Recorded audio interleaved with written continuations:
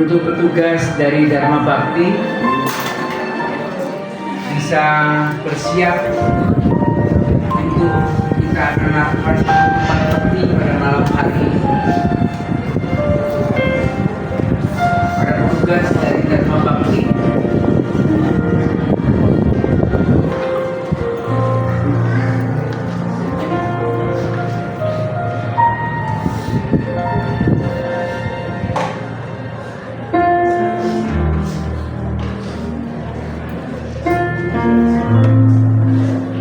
saya tanya kepada pihak keluarga, apakah kita bisa lakukan penutupan ibadah malam?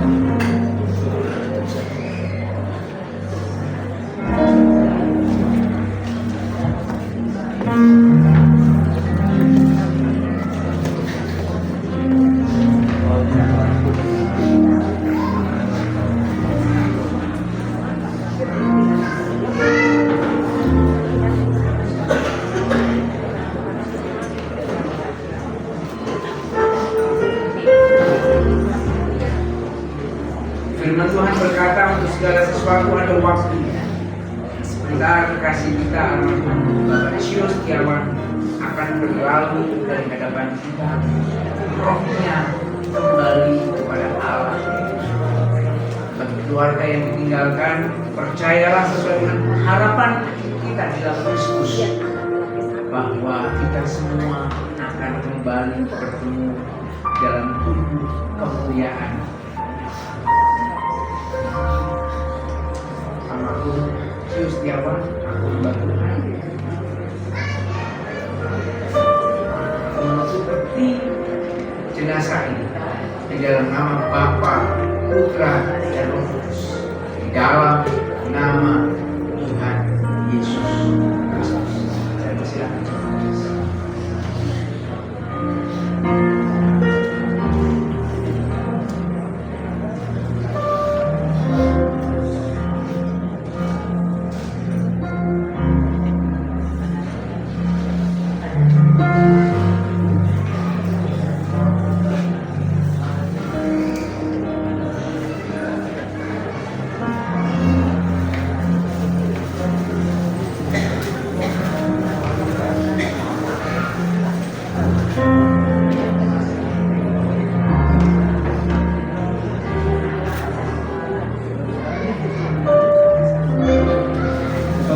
Bagi sidang perkampungan malam hari ini, bahwa besok akan diadakan ibadah pelepasan jenazah jam jam 10. Jam 10 di tempat ini. Dan setelah ibadah pelepasan jenazah, kita akan menghantar almarhum Bapak Cius Setiawan ke tempat peristirahatan terakhir di Sentiong Dawan. Di sidang pergabungan jemaat yang dikasih Tuhan, besok bisa hadir kembali jam 10. Kita akan melepas Bapak almarhum Cius Setiawan. Kita akan bersama-sama menghantar ke peristirahatan terakhir di pemakaman Sentiong di Dawan setelah acara ibadah pelepasan selesai di tempat ini. Itu saja yang bisa saya sampaikan. Mungkin ada salah satu dua kata-kata dari pihak keluarga. Saya persilakan.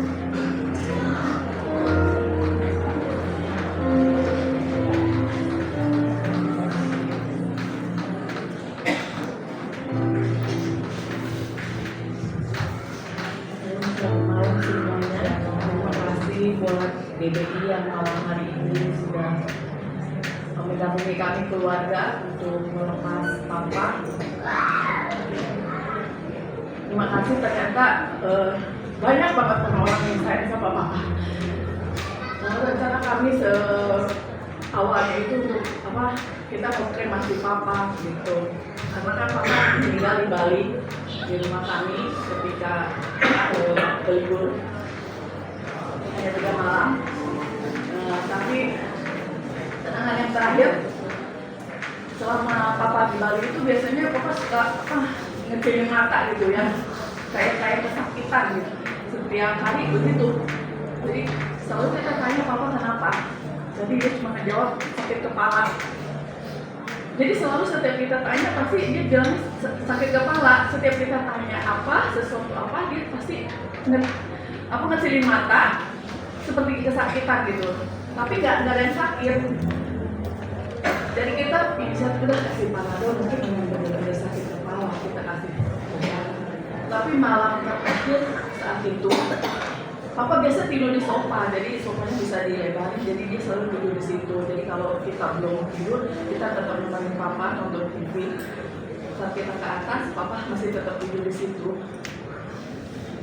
Tapi malam itu sampai jam 11 malam saya ada di kamar bawah, Papa di ruang tamu di sofa. Saya di ruang bawah di kamar. Saya suka merajut. Kami merah anjing-anjing kecil. Tiba-tiba kecil gonggong, teman saya kaget. Saya gini, Papa sudah. Kami ada jendela di ruang tamu, jadi Papa lagi gini. Dia ngeliatin saya gitu. Saya juga kaget gitu kan. Tiba-tiba ada orang yang begini. Terus Papa masuk ke kamar. Saya tanya, Papa mau tidur sini gitu. Terus dia duduk. Yang lain udah di atas kan, jadi cuma saya nih. Jadi Papa duduk, dia duduk, tapi miring. Saya ada di sana. Saya masih merajut. Papa liatin. Tapi saat itu matanya tidak sama sekali kesakitan merem, tidak. Dia matanya buka, dia liatin saya. Terus saya tanya, Papa kenal? Dia garing kepala. Dia nggak kenal, lalu dia balik mukanya, tapi dia balik lagi, dia lihat saya sampai saya tanya berkali-kali, dia tetap tidak kenal saya. Lalu saya tanya, karena udah jam 11 malam, saya tanya, Papa mau tidur di sini? Ya, oke, kita tidur. Jadi alat-alat persiapan Papa yang biasa tidur di sofa, saya tidur di dalam.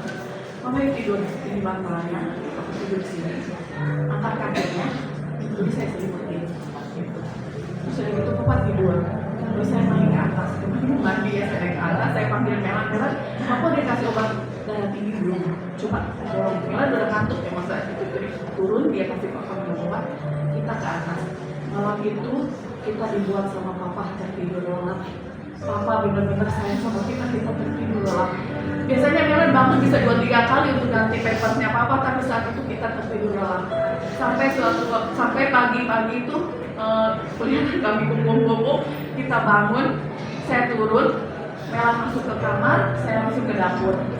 Tapi tiba-tiba dia panggil, Papa udah nggak bisa, nggak ada nafasnya.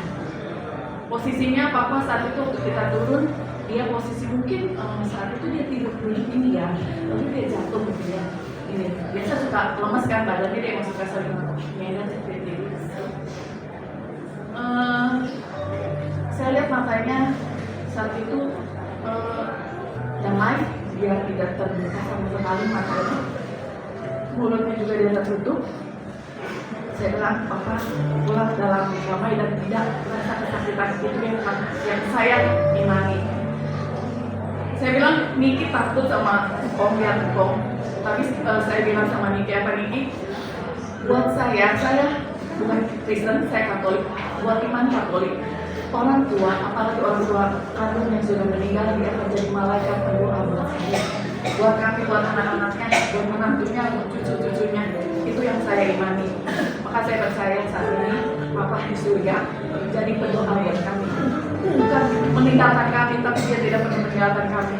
Dia hanya berubah hidup dan dia menjadi berdoa buat kami. Dan saya yakin Papa juga akan menjadi berdoa buat teman-temannya yang punya cinta yang malam hari ini datang dan hadir. Terima kasih.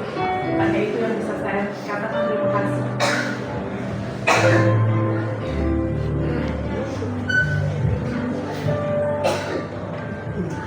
Ya, sidang pertemuan kita akan akhiri rangkaian ibadah kita pada malam hari ini. Semoga kita mampu berdiri di hadapan Tuhan. Bila